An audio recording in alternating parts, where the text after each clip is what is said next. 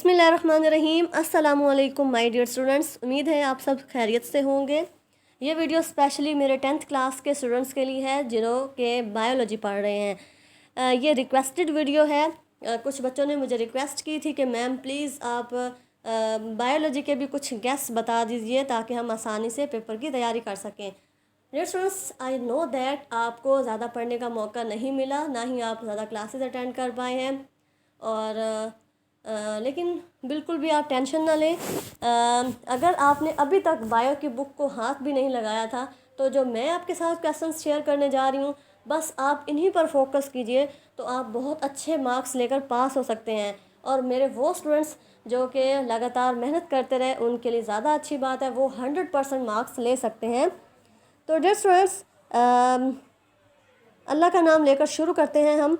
जो हमारा सबसे पहला क्वेश्चन है जो कि बोर्ड के एग्ज़ाम में हर बार पूछा जाता है, व्हाट इज़ गैसियस एक्सचेंज। बहुत कॉमन और बहुत इम्पोर्टेंट क्वेश्चन है ये डियर स्टूडेंट्स, और तकरीबन हर बार एग्ज़ाम में पूछा जा चुका है। प्लांट्स में किस तरह से होती है, एनिमल में किस तरह से होती है, आपसे ये पूछ सकते हैं। Question number 2, what is breathing और मैकेनिज़्म ऑफ ब्रीथिंग। ब्रीथिंग क्या है या फिर ब्रीथिंग का मैकेनिज़्म क्या है, 2 से 3 लाइनों में आपने बताना है। Question number 3, define any 3 respiratory disorders. Respiratory disorder मतलब जो सांस की बीमारी है ना, उनमें से कोई भी 3 आप अच्छे से याद कर लें। और ये सारी ही इंपॉर्टेंट हैं, ये शॉर्ट क्वेश्चन में आ सकती हैं या फिर वो अलग से उसका लॉन्ग क्वेश्चन भी बना सकते हैं। बहरहाल आप सुनने में यही आ रहा है कि आपके जस्ट शॉर्ट क्वेश्चन और MCQ होंगे। क्वेश्चन नंबर 4 है जी, write any 3 bad effects of smoking. Smoking के सिर्फ कोई से 3 आप अपनी बुक से याद कर लें बैड इफ़ेक्ट्स, और उम्मीद है कि वो आपके पेपर में आ सकता है question. Question number 5, what is the function of kidney. बहुत इंपॉर्टेंट क्वेश्चन है। Question number 6, define homeostasis in plants. Plants में होम्योस्टेसिस का प्रोसेस किस तरह से होता है। Question number 7, steps involve in the formation of urine in kidney, या फिर draw the structure of kidney. इन दोनों में से आपसे कोई भी जो क्वेश्चन जो है वो एग्जामिनर पूछ सकता है। Question number 8, osmo regulatory function of kidney. बहुत इंपॉर्टेंट क्वेश्चन है। उसके बाद आता है हमारा question number 9, draw and label urinary system of human. बहुत इंपॉर्टेंट क्वेश्चन है, शॉर्ट है। डिसऑर्डर ऑफ किडनी, किडनी के डिसऑर्डर्स क्या होते हैं वो भी आपसे पूछे जा सकते हैं। Question number 10, right down the names of types of coordination. Important है ये भी डियर स्टूडेंट्स, बाकी सब क्वेश्चंस की तरह। क्वेश्चन नंबर 11 देखते हैं। ये कुछ डेफिनेशंस हैं, बहुत इम्पोर्टेंट हैं, इसीलिए मैंने यहाँ राइट कर दी हैं और ये ज़रूर एग्ज़ाम में पूछी जाती हैं। Stimuli, receptors, coordinator, effector and response. ठीक हो गया। अब चलते हैं डियर स्टूडेंट्स हम अपने अगले क्वेश्चन की तरफ, that is question number 12, define the following terms. ये सारी डेफिनेशंस डियर स्टूडेंट्स आपसे पूछी जा सकती हैं एग्ज़ाम में। ये बहुत इंपॉर्टेंट चीज़ें हैं जो मैंने यहाँ आपके साथ शेयर की हैं। सो प्लीज़ आप इन पे फोकस कीजिएगा। सारी बुक याद करना आसान काम नहीं है। आप ये इंपॉर्टेंट क्वेश्चन जो हर बार पेपर में पूछे जाते हैं उन पे आप ध्यान कीजिए और उन्हें अच्छे तरीके से याद कीजिए। सेंसरी न्यूरॉन्स, मोटर न्यूरॉन्स और inter neurons. Question number 13, write down the disorders of eyes. और question number 14, define the following terms, pituitary glands, thyroid glands, adrenal glands. बहुत ज़्यादा इंपॉर्टेंट है। Question number 15, define the peripheral nervous system, define spinal cord. Question number 16, define skeleton and endoskeleton. Question number 17, write a short note on human skeleton. बहुत important question है ये, अच्छे से समझ लीजिएगा, अच्छे से याद कर लीजिएगा। ओके डियर स्टूडेंट्स, आगे कुछ और हमारी इंपॉर्टेंट डेफिनेशंस हैं। बोन्स, और बोन्स की टाइप आपको पता होना चाहिए। कॉम्पैक्ट बोन की डेफिनेशन, स्पॉन्जी बोन की डेफिनेशन, टेंडन्स क्या होते हैं, लिगामेंट्स क्या होते हैं, कार्टिलेज क्या होते हैं। ये बहुत इंपॉर्टेंट क्वेश्चन है। जब मैं क्लास 10th में थी तो तब भी ये डिफरेंस आया था स्पॉन्जी बोन और कॉम्पैक्ट बोन का। Question number 18, components of human skeleton.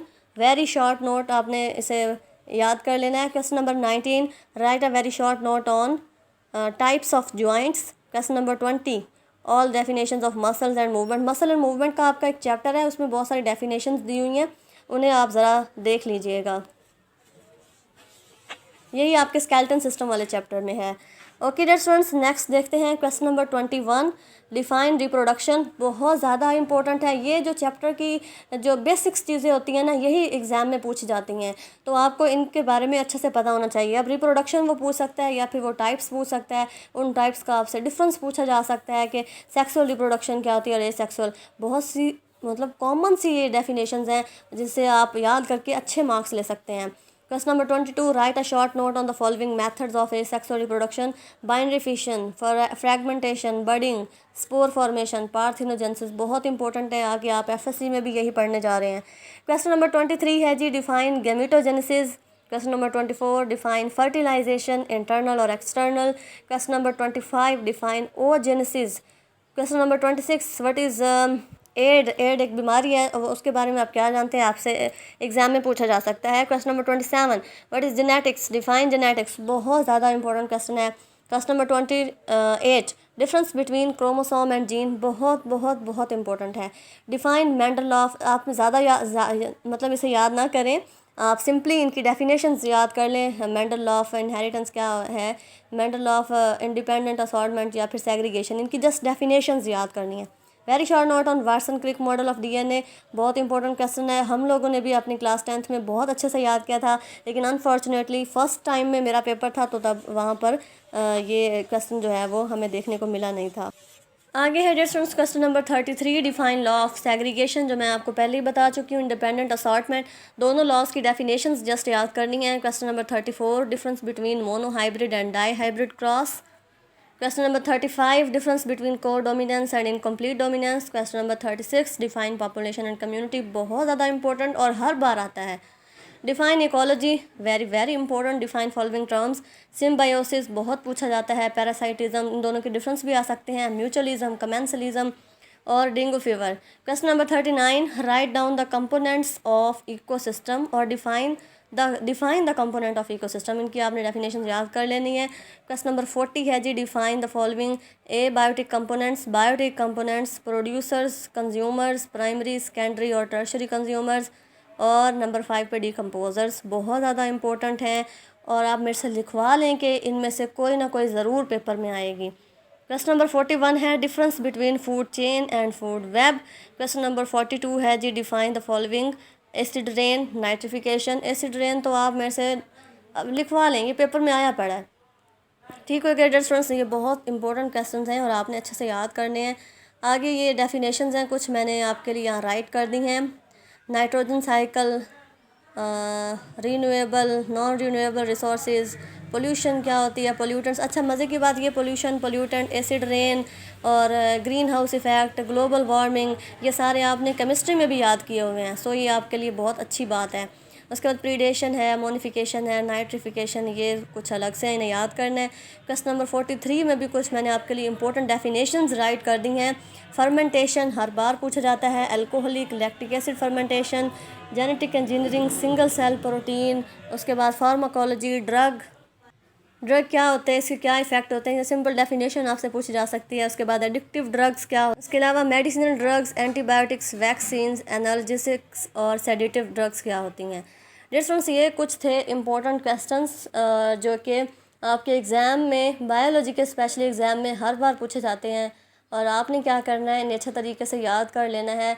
मैं जानती हूँ आप अच्छे तरीके से नहीं पढ़ पाए, ना ही आपको स्कूल्स में पढ़ाया गया है, क्योंकि स्कूल तो बंद थे, बच्चे किस तरह से पढ़ते। तो डियर स्टूडेंट्स, अब पेपर तो आपने देने हैं और आपकी जो सनद है वो भी आपको मिलनी है। तो अच्छी बात यही है कि आप अच्छे तरीके से ना जो है वो तैयारी करें, अपने बड़ों से गाइडलाइन लें और मुझसे जो हो सका मैं आपकी ज़रूर हेल्प करूँगी। मेरा तो सब्जेक्ट केमिस्ट्री है, लेकिन बच्चों ने रिक्वेस्ट की तो मैंने सोचा कि क्यों ना बच्चों की हेल्प की जाए। I always try to help students. So अगर आपको और कोई भी मसला हो, अगर आप फ़िज़िक्स के भी जो है वो गेस्ट पेपर लेना चाहते हो, तो आप कमेंट सेक्शन में राइट कीजिए, I will definitely help you. सिर्फ 4 दिन रह गए हैं, आई थिंक सो 4 से 5 दिन रहते हैं। आप इन 4 से 5 दिनों में बहुत अच्छी तैयारी कर सकते हैं और आप जो है अपने अच्छे मार्क्स लेकर पास हो सकते हैं, ताकि आप जो है आगे एफएससी में किसी अच्छे से कॉलेज में एडमिशन ले सकें। सो डियर स्टूडेंट्स, अपना बहुत ज़्यादा ख्याल रखिए, दुआओं में याद रखिए और अपनी जो है पढ़ाई पे ज़्यादा से ज़्यादा तवज्जो दीजिए। नेक्स्ट लेक्चर तक के लिए अल्लाह हाफिज़ एंड बेस्ट ऑफ लक।